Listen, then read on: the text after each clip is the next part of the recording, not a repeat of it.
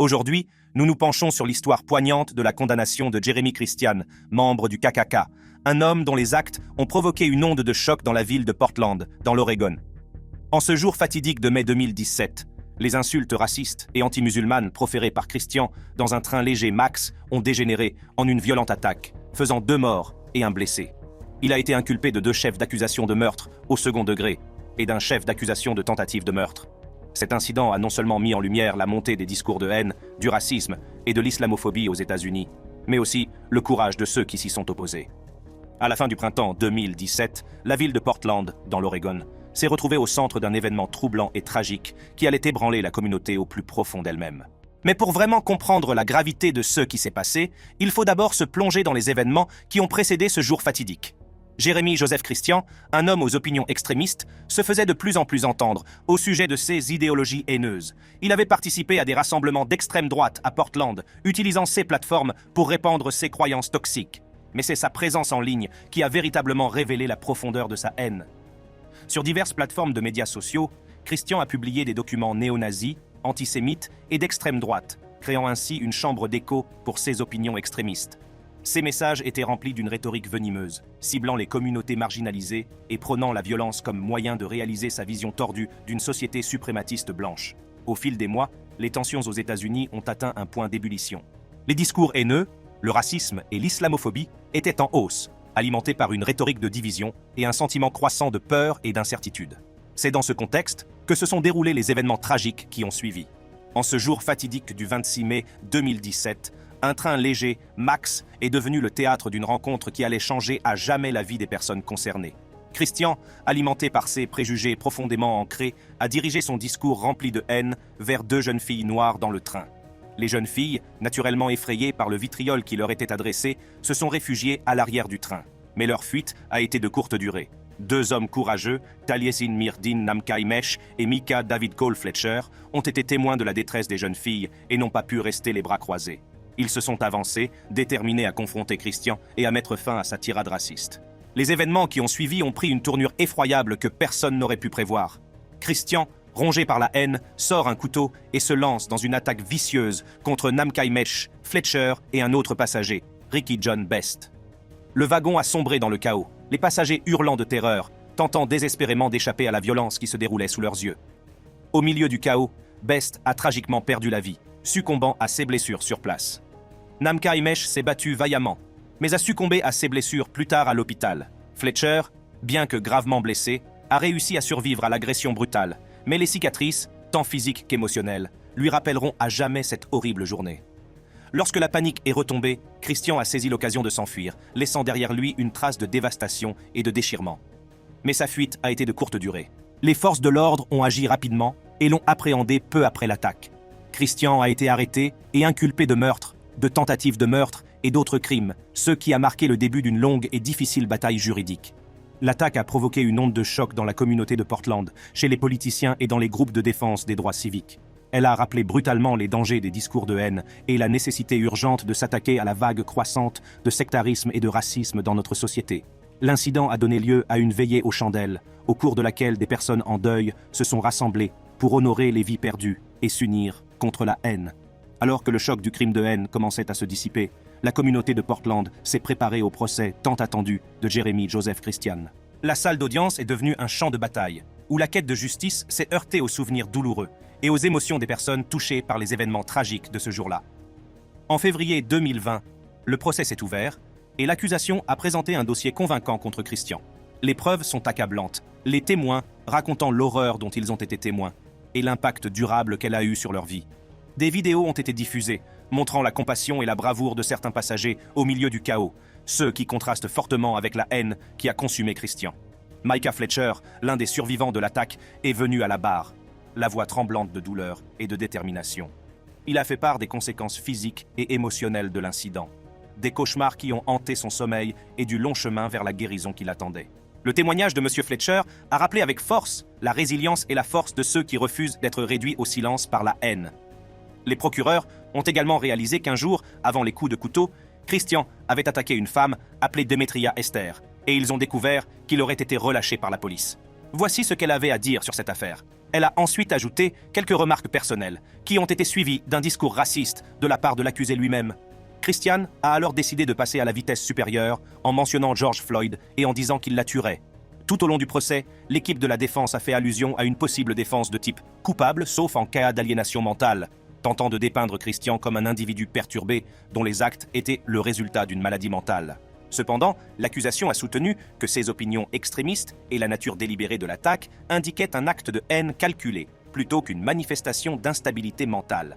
Au fur et à mesure que le procès avançait, la communauté s'est mobilisée, offrant son soutien aux familles des victimes et exprimant sa solidarité contre le sectarisme et le racisme.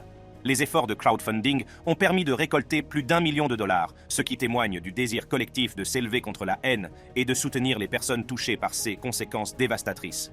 Finalement, en juin 2020, le procès est arrivé à son terme. Jeremy Joseph Christian a été reconnu coupable de tous les chefs d'accusation, y compris de meurtre et de tentative de meurtre. La salle d'audience a été envahie par un mélange de soulagement et de chagrin, tandis que les familles des victimes étaient confrontées au goût doux amer de la justice. Christian a été condamné à 2 peines d'emprisonnement à perpétuité sans possibilité de libération conditionnelle, ainsi qu'à une peine supplémentaire de 25 ans, ce qui garantit qu'il ne représentera plus jamais une menace pour la société. L'incident a également eu un effet profond sur les manifestations d'extrême droite prévues à Portland. Le maire s'est inquiété des risques de violence et de haine, ce qui a conduit certains organisateurs à déplacer leurs manifestations à Seattle ou à les annuler complètement. Cet incident a rappelé de manière brutale que les conséquences de la haine vont bien au-delà des actes de violence individuels. Au lendemain de cet événement tragique, la communauté de Portland est ressortie plus forte et plus déterminée que jamais à lutter contre la haine et l'intolérance.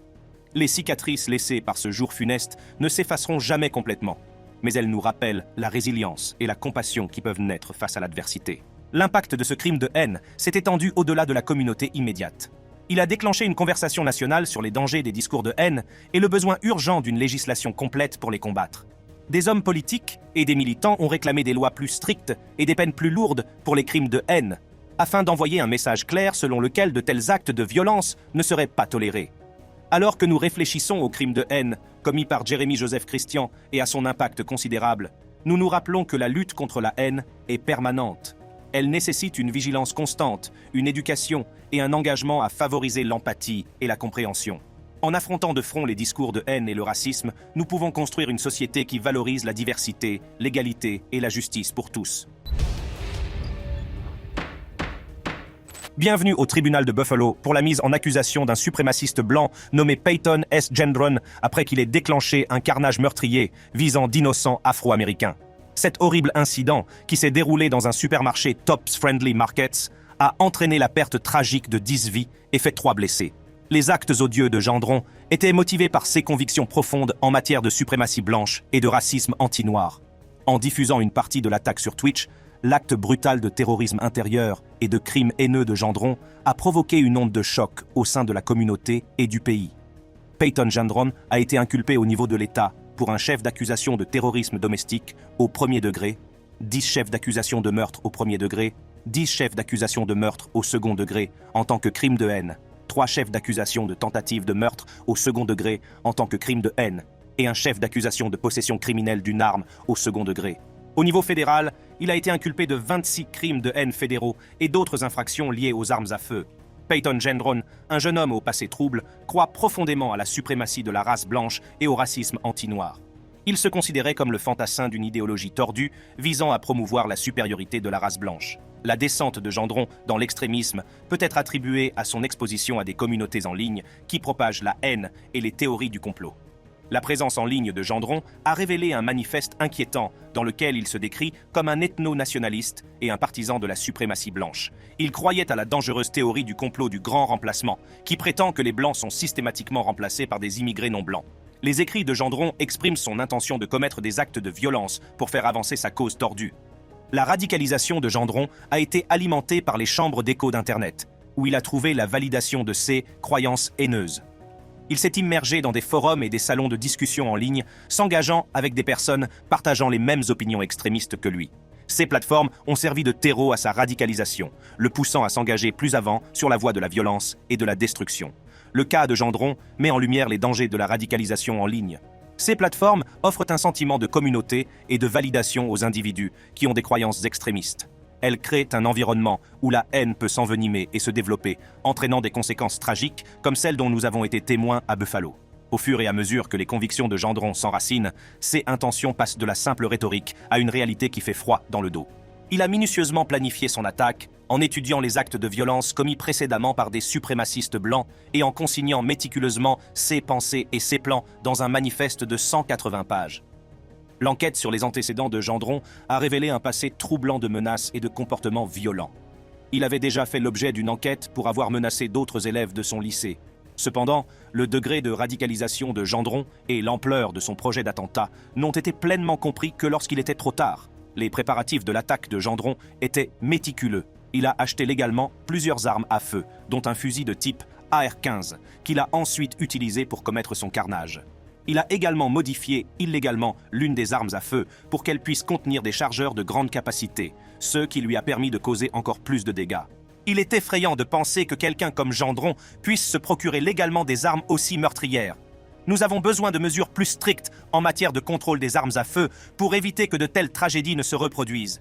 La haine et l'extrémisme de Gendron ont atteint un point d'ébullition en ce jour fatidique de mai.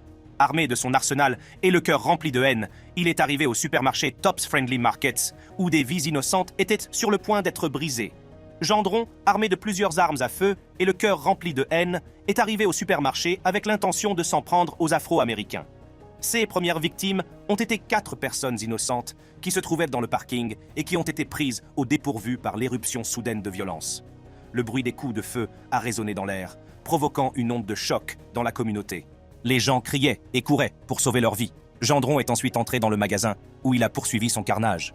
Les allées qui étaient auparavant remplies de clients sont devenues une scène d'horreur inimaginable. 8 autres vies innocentes ont été fauchées lorsque Gendron a tiré sans réfléchir, laissant dans son sillage une traînée de dévastation. Les forces de l'ordre sont rapidement intervenues sur les lieux, mettant leur vie en jeu pour protéger les innocents. Les patrouilleurs se sont engagés dans une confrontation tendue et dangereuse avec Gendron pour finalement l'appréhender et mettre fin à son règne de terreur. Nos officiers ont agi avec bravoure et professionnalisme face à un danger extrême. Leur réaction rapide et leur action décisive ont permis de sauver des vies et de placer le suspect en garde à vue. Les victimes de l'acte de violence insensé de Gendron étaient principalement des employés du supermarché, des personnes qui vaquaient simplement à leurs occupations lorsque la tragédie a frappé. La communauté, dévastée par la perte de leurs voisins et amis, s'est réunie dans la douleur et la solidarité. Des veillées ont été organisées pour rendre hommage aux victimes et apporter un soutien à leurs familles endeuillées. Des collectes de fonds ont été organisées pour alléger le fardeau financier qui pèse sur les familles. Le supermarché Tops Friendly Markets, temporairement fermé à la suite de la fusillade, est devenu un symbole de résilience et de souvenir. Il a rouvert ses portes, non seulement pour fournir des produits de première nécessité à la communauté, mais aussi pour servir de mémorial en l'honneur des vies perdues en ce jour tragique.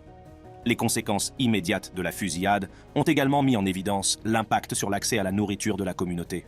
La fermeture temporaire du supermarché a posé des problèmes d'accès à la nourriture dans la région, laissant de nombreuses personnes sans source d'approvisionnement pratique et abordable.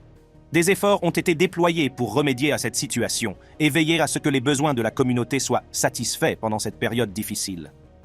Alors que la communauté s'est mobilisée pour guérir et se soutenir mutuellement, l'enquête sur la fusillade s'est poursuivie. Les forces de l'ordre ont méticuleusement recueilli des preuves, reconstituant les événements qui ont conduit à l'attaque et les motivations qui ont poussé Gendron à agir. L'enquête a révélé des antécédents troublants de menaces et de comportements violents de la part du suspect. Après son arrestation, Peyton Gendron a dû mener une bataille juridique longue et ardue. Il a été inculpé de plusieurs chefs d'accusation, notamment de meurtre dans le cadre d'un crime de haine et de terrorisme domestique. Les preuves contre lui étaient accablantes, ne laissant aucun doute sur sa culpabilité, mais il a fait preuve d'un certain degré de remords. L'émotion était à son comble lors de la condamnation de Peyton Gendron. L'une des familles de la victime a perturbé le tribunal en s'élançant directement vers le tireur de Buffalo en signe de colère. Avant que Peyton Gendron n'apprenne sa condamnation, il a entendu des membres de la famille des victimes. La juge Susan Egan n'a pas perdu de temps et a prononcé sa sentence. En novembre 2022, Gendron a plaidé coupable de toutes les charges retenues contre lui par l'État, acceptant ainsi la responsabilité de ses actes odieux. Le tribunal l'a condamné à 11 peines consécutives d'emprisonnement à perpétuité sans possibilité de libération conditionnelle, s'assurant ainsi qu'il passerait le reste de sa vie derrière les barreaux. La condamnation de Gendron envoie un message fort. Les actes de haine et de terrorisme intérieur ne seront pas tolérés. Elle permet aux familles des victimes et à la communauté de tourner la page. La fusillade perpétrée par Gendron n'était pas seulement un acte de violence, mais aussi un acte de terrorisme intérieur et un crime de haine motivé par le racisme. L'impact de cette tragédie s'est répercuté bien au-delà de la communauté immédiate, suscitant une conversation plus large sur la montée de la suprématie blanche et la nécessité d'agir. Cet acte de violence insensé a ébranlé notre communauté au plus profond d'elle-même. Nous devons nous attaquer aux causes profondes de la haine et de l'extrémisme. Je m'engage à mettre en œuvre des changements de politique et à poursuivre agressivement toute personne qui souscrit aux idéaux de la suprématie blanche. Les autorités compétentes ont promis de prendre des mesures en réponse à la fusillade. New York a mis en place de nouvelles restrictions sur les ventes d'armes semi-automatiques et de gilets pare-balles, reconnaissant ainsi la nécessité de lutter contre l'accessibilité des armes à feu et le risque de nouveaux actes de violence. Bienvenue au palais de justice du comté de Multnomah, pour une histoire glaçante de haine et de violence qui a ébranlé une communauté et conduit à une condamnation historique. Au cours de cette audience, nous examinerons le cas de Russell Courtier, membre du célèbre groupe suprématiste blanc, le KKK, qui a commis un meurtre motivé par la haine raciale qui a provoqué une onde de choc dans tout le pays. La victime de Courtier, Larnell Bruce Jr., un adolescent afro-américain innocent, a tragiquement perdu la vie dans un acte de violence brutale dans une rue de Gresham. Il a été inculpé de meurtre, d'intimidation au second degré, de délit de fuite et de manquement à ses obligations de conducteur. Ce crime de haine représentait la première condamnation pour meurtre dans l'Oregon depuis 30 ans. C'est par une chaude soirée d'été, en août 2016, qu'une tragédie s'est produite dans les rues de Gresham, dans l'Oregon. Le décor était planté pour une confrontation qui allait finalement se solder par la perte d'une jeune vie. Les principaux acteurs de cette histoire glaçante étaient Russell Orlando Courtier, membre du gang carcéral suprématiste blanc European Kindred, et Larnell Bruce Jr., un adolescent afro-américain de 19 ans.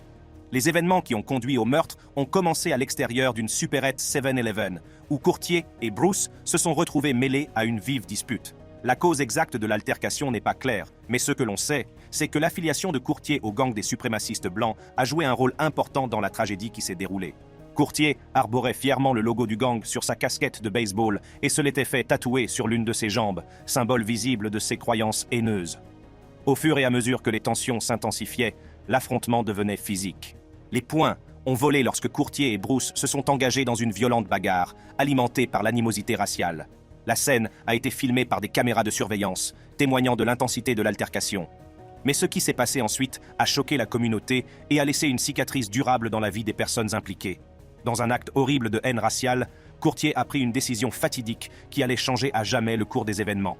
Il est monté dans sa Jeep, une arme mortelle à la main, et a intentionnellement percuté Bruce de plein fouet. Sous l'effet de l'impact, Bruce a dévalé la rue, tentant désespérément d'échapper à la colère de Courtier et de son véhicule mortel. Les images de surveillance ont montré Bruce en train de sprinter pour sauver sa vie, la peur se dessinant sur son visage alors qu'il courait pour se mettre à l'abri.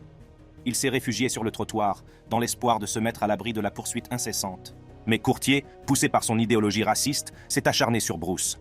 La Jeep a continué sa poursuite sans relâche, se rapprochant de sa cible avec une intention mortelle. Dans un effort désespéré pour s'échapper, Bruce sprinta sur le trottoir, le cœur battant dans sa poitrine.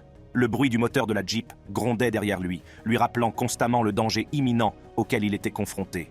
La communauté a assisté, horrifiée, au déroulement des événements, incapable d'intervenir à temps pour sauver Bruce de son destin tragique.